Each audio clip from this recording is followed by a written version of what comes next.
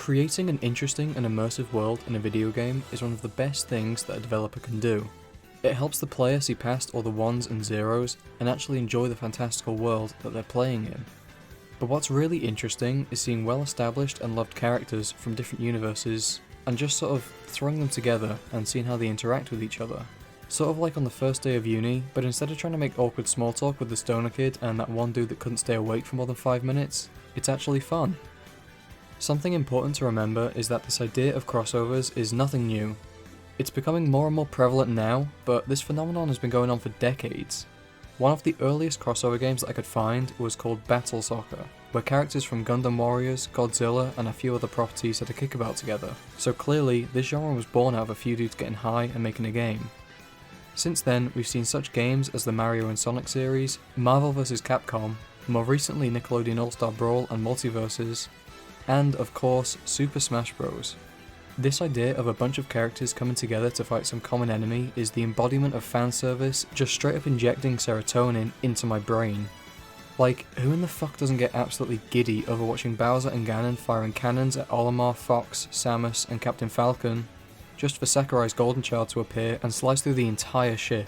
And this is hardly the only time this sort of thing happens. This game is littered with moments like this, and the entire thing feels like getting all of your random toys out of the toy box and using your imagination to create these adventures, except it's all animated and has this epic orchestral soundtrack to it.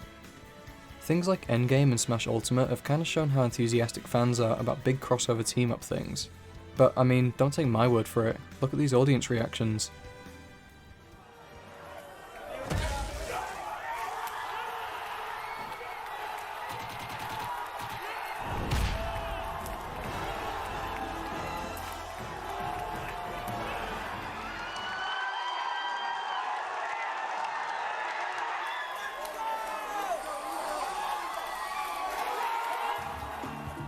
While I don't think any game will have the same power and legacy that Smash Bros holds, games like Multiversus are giving it a pretty damn good go.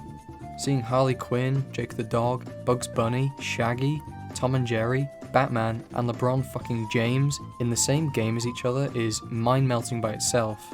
But the way they've got these characters interacting with each other is just fucking mwah, chef's kiss.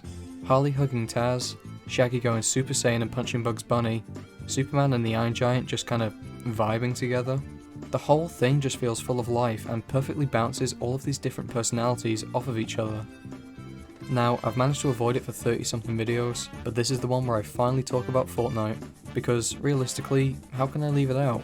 The game managed to become one of the biggest sensations of the past couple of years, to the point where studios are basically begging to be included into the game.